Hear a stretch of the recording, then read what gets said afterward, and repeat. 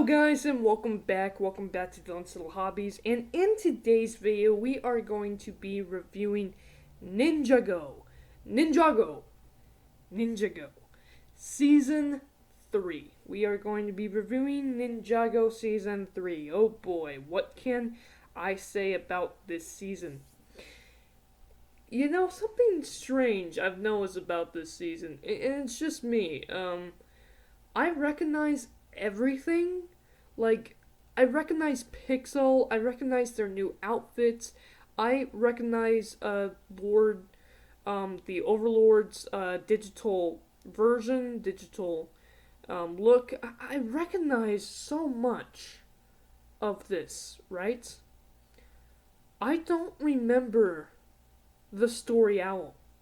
So, like, I'm pretty much watching this just like brand new because I think I know what's going on here. So I don't know about you, but just for me, I cannot stand absolute silence. I just can't. I have to have some type of white noise, you know.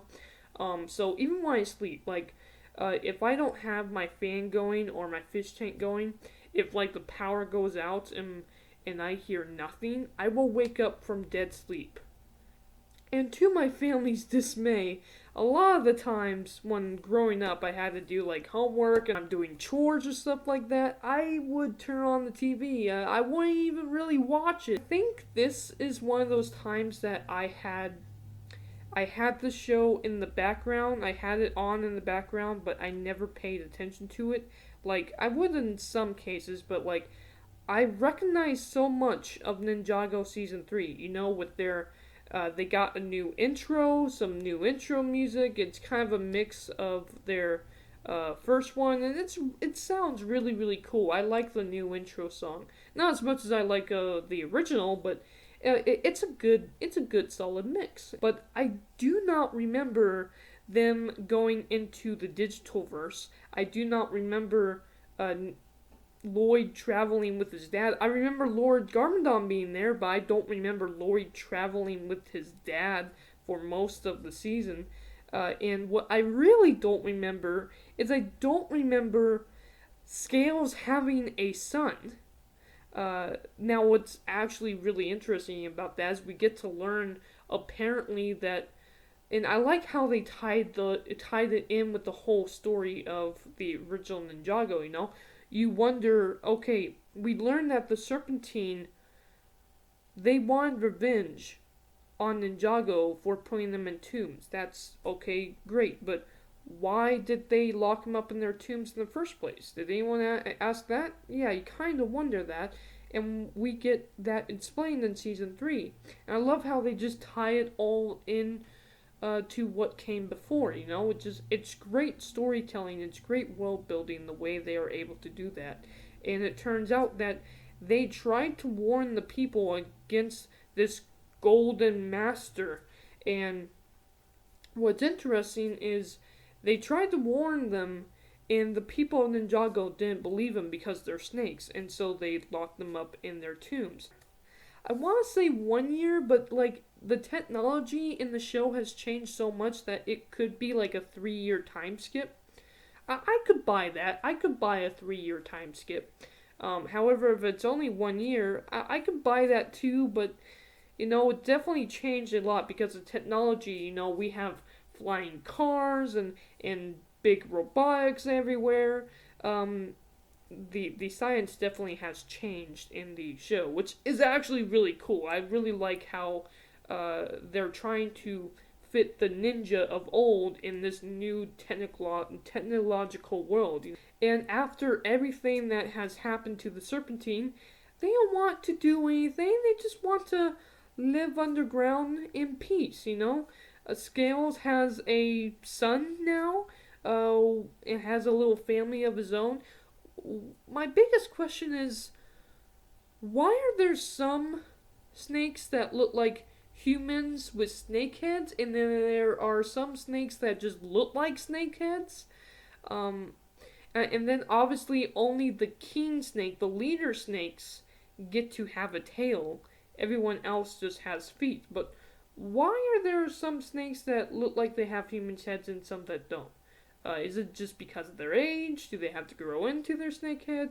I mean, it's something interesting because his son doesn't have a snake head, so it doesn't really matter. It doesn't add much to the story. Just something to kind of think about. If you guys know why, let me know down in the comments below. And now the team is split up. They're not really split up. They're just teachers actually, which is really funny. I didn't think that these guys were going to become teachers. I mean, I know they taught Lloyd, but they're not teaching ninjago or spinjitzu or anything. They're literally teaching like a bunch of school kids about like language arts and history of ninjago. It's really, really funny. I did not think that they were going to end up doing that. We have, and I can't remember his name, but we have this science guy, and he's the one that's been creating and progressing the technology in Ninjago. He's the one that created the floating car and all that. So he calls them up to apparently a field trip. Turns out that he wants their help because he's got a virus in his system, and apparently the virus that he has in the system is the overlord. The overlord is in the computer, and the overlord is trying to take over Ninjago again. And the only way to take him out is with these tech blades. They're like, they're not even real weapons. They're basically like flash drives. As soon as they get locked into the system, they would be able to erase the overlord, and it is their jobs to protect these new weapons. And there's also I don't want to even mention this, but I am, because this is part of the show. Like, I don't want to say this is the reason why I eventually got out of the show, but like, this is such, I don't like the character of Jay at all, okay? And because he has this whole weird crush on Nia, okay? And they make tons and tons of jokes about it in the first 2 seasons, and it kind of gets boring. And then in season 3, we have this weird, like, find your perfect match machine. Nia gets on it, and Cole shows up instead of Jay. So, out of nowhere, we get this love triangle, and it's really weird because it started out with Nia kind of caring for Cole, and sure, Cole's a good guy. And Cole, I like Cole more than I like Jay. I don't really talk much about Cole at all, but I find him an entertaining character as well. I find Cole funnier than I find Jay. I like Cole a whole lot more than I like Jay. And we have Nia kind of crushing on Cole a little bit. So it's creating this love triangle, and it's really weird that Cole, he's kind of just like, oh, she likes me, and now you hate me because she likes me? Well, guess what? I kind of like her too. Maybe this can work. Get out of here, Jay. And it makes no sense. This love triangle, Cole is just stuck in the middle of it, and he just goes with it, and then he finds that he likes Nia, and he doesn't even really find it. It's just the next episode, yeah, he's like, okay, you know what? I like Nia. Let's fight. And there's this whole battle between them, and it goes on into season 4, which we'll talk about in the next episode. I do not like this love triangle, and this is boring. And truth be told, I'm not much of a shipper in the first place, but I'm shipping Cole and Nia long before I ship Nia and Jay, because I don't like Jay, it's not the worst part of the show. It's not like I hate it or anything like that, but Jay's a great character, as, a part of the team and everything. It's just Jay himself that I don't like his jokes. I don't like Jay. I don't hate Jay, I just don't like Jay.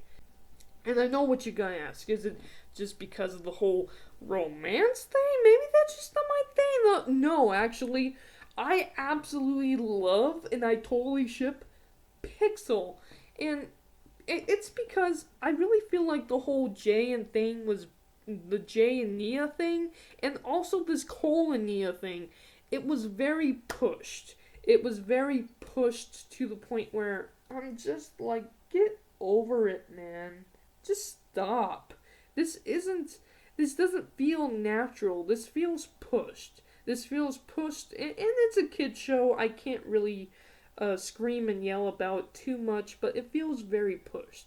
Whereas the relationship between Pixel and Zane feels very natural, you know? So, I really like it. So, we have Pixel, and she's a complete robot, and she finds Zane interesting because he's a ninjoid, and yet he has human feelings, he has human skin.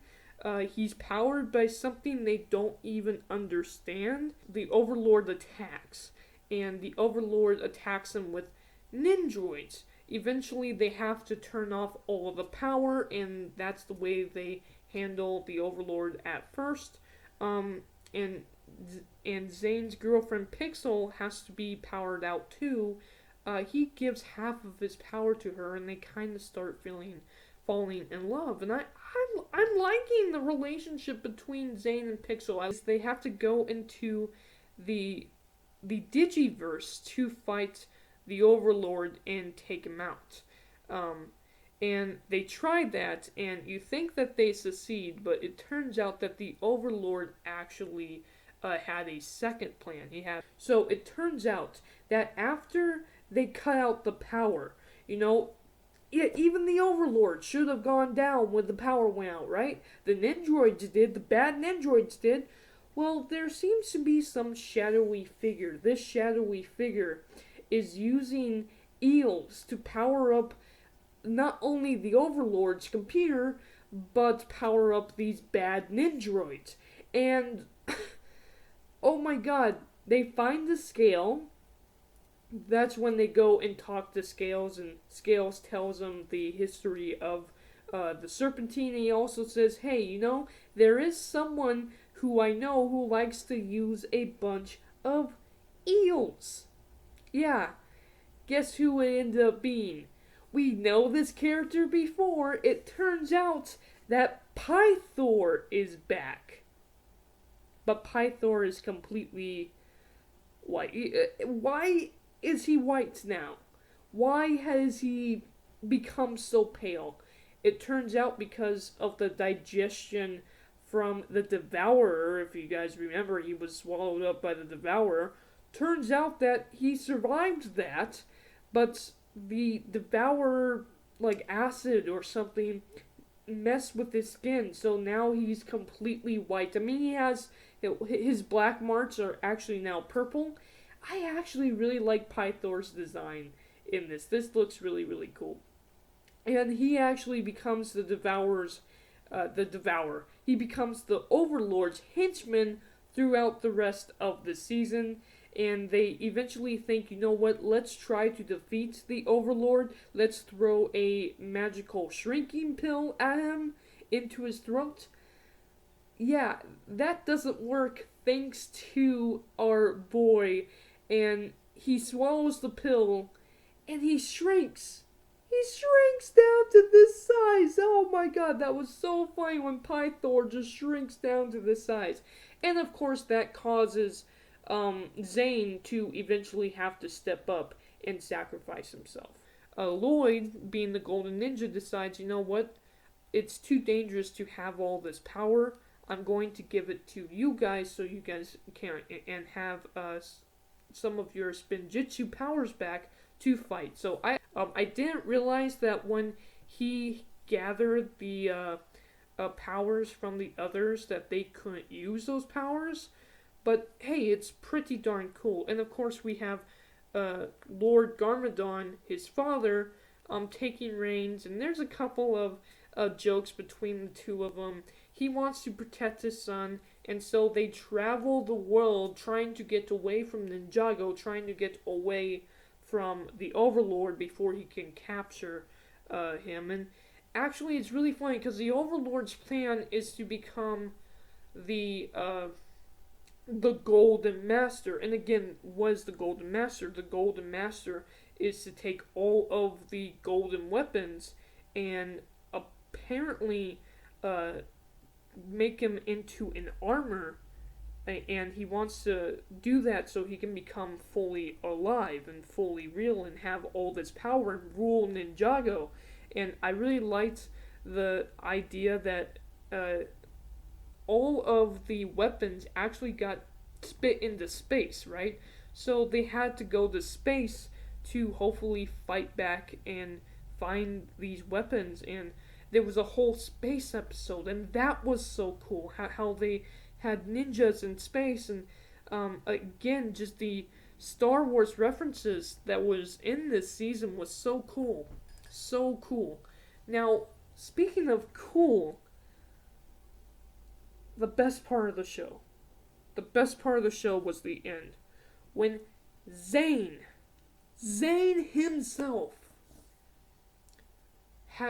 so the Overlord actually does win, gets his real body, gets the powers of Lloyd, gets the powers of the golden weapons, and the ninja have to defeat him, and they're losing, and Zane steps up. Zane sacrifices himself, and it's one of the best parts of the story. Now, Ninjago Season 2 is still my favorite season. Ninjago Season 3 is my second favorite season. Zane sacrificing himself, and with Pixel watching it go down, I loved it. I loved that part of Season 3. I really liked seeing Garmadon in this season. I really liked Lloyd as well. Everyone was pretty much just perfect. I really wish I did pay attention to this back then, because this has some of the best story in Ninjago, I think. Again, Season 2 still my favorite, but Season 3 was epic. So those are my thoughts in terms of Ninjago Season 3. Absolutely loved it. Let me know down in the comments below your favorite part. Again, there's a lot that I actually kind of skipped when talking about this show, because I kind of have to. Thank you guys for watching, and I am out for now. Bye.